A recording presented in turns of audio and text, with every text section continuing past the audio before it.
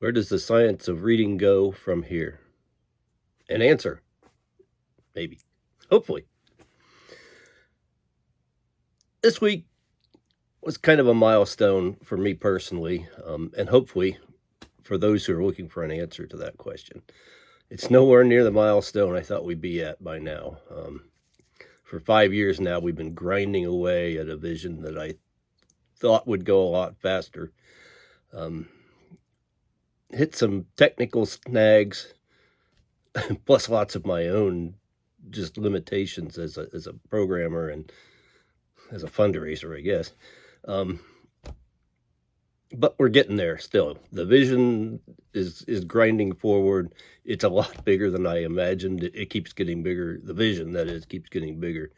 The technical ability to keep up with it could use help. Back to this week. So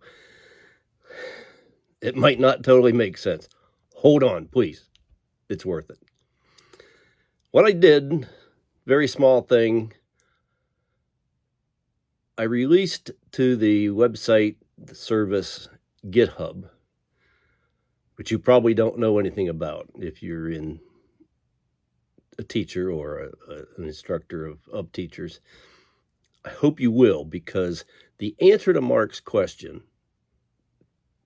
and if you don't know, I'm talking about Mark Seidenberg's presentation the past mid-December maybe. It was earlier and he re-recorded it. The Literacy View podcast did a great discussion of that, and some other people have talked about it too. Less so the answers, and that's what we're here for. So again, what I did was release to GitHub an open source version of all of the data and content of the Science of Reading mobile app. So if you haven't run across it, it's easy. You can get 99 cents on the App Store.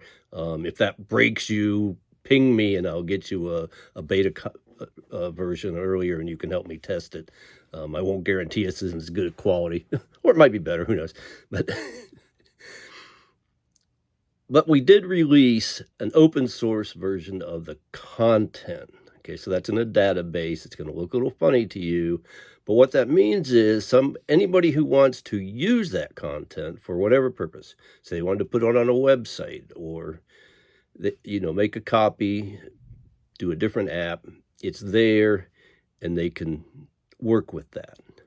Even better, you can come on and say, hey, Ed, hey, community, this is how I think this should be improved. And you can put that on GitHub in a certain way that's there for forever, what you think, and begin to discuss how that should be improved. And that's something you don't see with anything else, okay? For example, I was just looking at the Reading Rocket site, which has been there forever, a great resource. It's probably a lot better than what we have prepared in many ways so far. But one thing that did happen with it was that for a long time, and that's when I started doing this, it was just sort of stagnant. Like it had just been left there. It was, some of the stuff was old. You didn't have any feeling. Plus things weren't all dated. There were no attributions a lot of times. And miraculously, sometime without any fanfare, I've never seen a press release, they came out and updated it. And it looks beautiful, and I haven't exported it totally, but if you're a teacher, go there and use it, no doubt. But that feedback part isn't what we'd like it to be. It isn't what it's like in the world I come from, which was software engineering. There we deal with problems like the problem Mark has presented. Where does the science of reading go from here? And lays it out very nicely of how do we make these decisions? How do we get all these people working together? And they'll never work all together. There will always be competing, but we can come together a lot more than we are right now. That's been the vision for the Science of Reading app. And I have to say, it's never been my vision that I or a group that I control or, ends up owning this. It's in the software engineering, they have come up with ways where something is sort of publicly owned, not necessarily like Wikipedia, where anybody can just go in on any moment and change things up. But there are other processes by which it's sort of a slower, more careful, but still dynamic way to update things and discuss, before it's published, certain decisions. That's what the platform GitHub is about. And there are others like GitHub, GitLab, Gitbucket, Bitbucket, I don't know, a bunch of them. But GitHub is the most famous one. And so today's step is again, just to release that database of all the content. So there are 250 resources, 260 by now. I've been working since, in there. Okay, so there are papers, scientific papers. There are discussions of studies. There are videos of studies. There are very nice tutorials, some very quick tutorials for teachers from people who have taught teachers for years and years and years, and very eloquent in what they're saying, and they get it out fast. Not near enough of those, and I hope one of the things we can do is encourage people to make more of those. And maybe for some younger people to take some of that content and spice it up a little bit, as they're doing on TikTok sometimes. Not a huge fan of TikTok, and it doesn't work well with this, but sometimes we get them in there. So beside, like I say, video podcasts, tons of podcasts that we've listened to and shared with people in just the right spot. So, podcast tends to skip from subject to subject within a certain domain, but changes from week to week. We're trying to cross-reference those, a little bit. So you can find them and remember them, even though it's episode 158 of so-and-so's podcast, here is episode 35, highlighted because it was so good and it was so relevant to what everybody needs to hear now. So that's part of what we're trying to do. And again, some of those, YouTube videos that people have created here, there, everywhere. Same with articles, just articles. So 250 of those that we put in with a little bit of commentary and categorizing and stuff. And by no means do I think the categorization doesn't need a lot of work. It does. And hopefully you'll come in and help, say, oh, I think we need a section on this. I think these sections should be pulled apart. We need to tier things a little bit. Hey, we could present this in a different way. Just all sorts of things. Your imagination is going to be even greater than mine, which was not bad, but when we all work together, we'll get some really great stuff out of this. So I hope we're evolving it. And by the way, I'm saying the data is published, but working very hard. I was working most of this week trying to clean up some of the software itself, so that we can publish that too. And it's licensed, and I'm going to go through this and we'll show you the license, exactly what it says and doesn't say. We're looking at the AGPL-3.0 license, which limits some stuff a little bit, but mostly just says, just don't totally steal it and use it and pass it off as your own, which apparently Harvard professors are having trouble with these days. I mean, that's another question. That's it for the introduction, and we'll turn this off, and then we'll go into we'll take a look at GitHub. Thanks. Okay, so go to github.com. Really beautiful site. Gives hints of all the things that people do with it. And people do amazing things. So much of what you use and everywhere is built, at least part of it, is going to be found on GitHub. So while you're exploring the science of reading stuff, you'll get a lot of other stuff too. But let's go to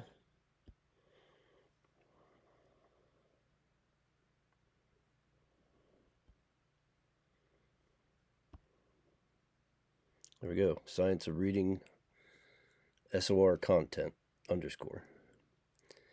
And so you'll see here, not so pretty as the front site, but as you get used to it, it's pretty good. So we don't have many files in here. It's not very complicated, but we do have 3. Before we get to that, let's talk about the license. Okay, there's the license, the AGPL-3.0 license. And if you go down here, there is all the text of it. If my internet works, which it's not going to. But you can't read that anyway, unless you're a lawyer. There is, however, a very nice summary of it. Look at that. Summary. You can switch to the full text, which goes on, or summary, okay, and very quickly look and see what you can and can't do. Commercial use, modify, distribute, place warranty. You can't sublicense it or hold anyone liable for. Then open source is the difference between free stuff and open source is if you're using it to modify it or whatever, you have certain obligations. So if you copy this, and GitHub makes it really easy to copy, you must, and then you republish it. You have to include a copyright. You have to include the license that it came with, and then state up front how you changed it. Again, GitHub, if you're making a copy of it, it makes that very easily transparent to see what changes you made, when, how. Obviously disclose the source. You got it from here. And if there's any additional instructions for whatever you create out of it, for installing it, you're supposed to include those. But none of that. We don't have to worry about that too much. So back here, what does the content look like? If you open the app, it's all laid out for you. Not so much here. So here are the 260 whatever. We call them XPs, lessons, units, experiences. And each one has a certain amount of data. So they obviously have a title. If you've looked at the app, there's the first one you see. A type, that's a blog. And then some text that goes with it. Usually there's a link, not all the time. And then some of them get more complicated, and I'm not going to go into that. Well, there's a subtitle, okay? So if there's a video, sometimes it'll just have a URL like this one. But sometimes if it's a YouTube video, where the app software allows it to be put in there. So there's just a string. And if you look at a YouTube URL, you'll see that string right in there. Or if you use the share. So those are gathered together. In that page, they're all just in one. But here we put them in on pages inside the app. And so this one, well, then it gets a little complicated because we're still working on getting it. But say this one uses this page decoding. Little info about that.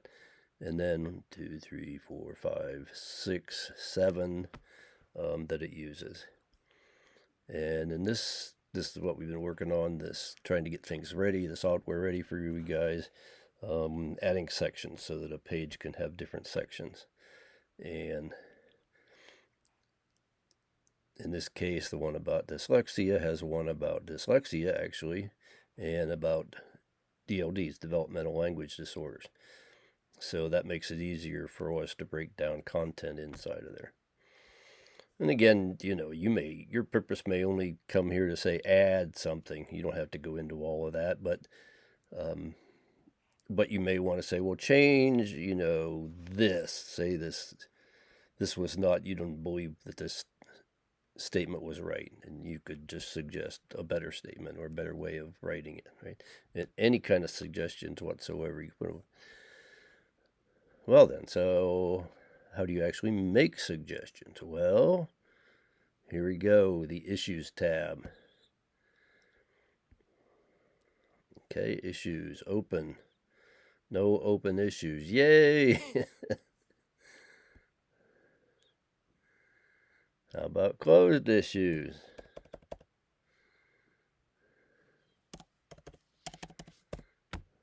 Nope, none of those either.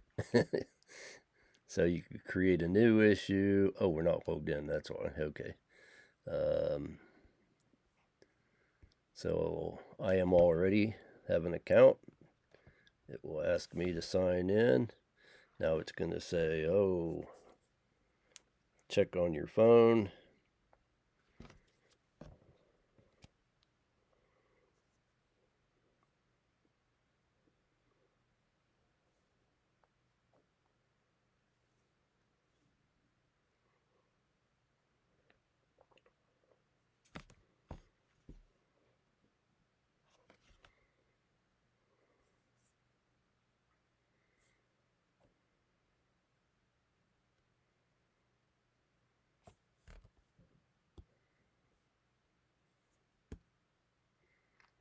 Guess we'll go away and do this without you.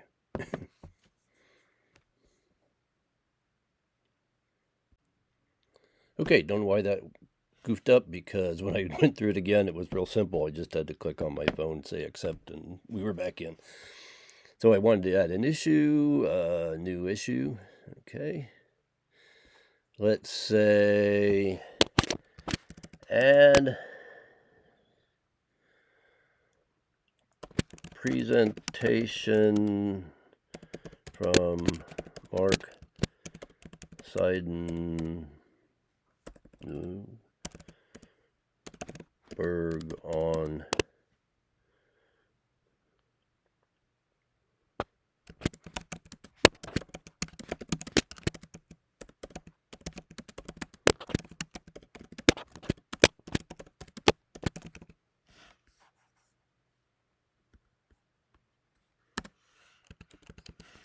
okay, add 2023 presentation from Mark Seidenberg on, where is this? Probably don't need all that, but just say okay. So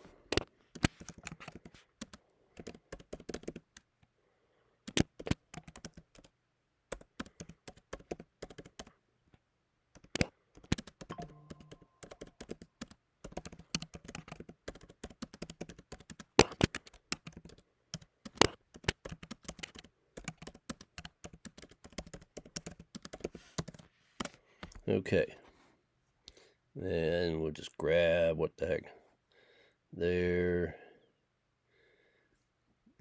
that. New issue. Okay, and for now, that's really all we have to do. Submit. There it is. I submitted that. Okay. Add a comment. Well, maybe let's see. Oh.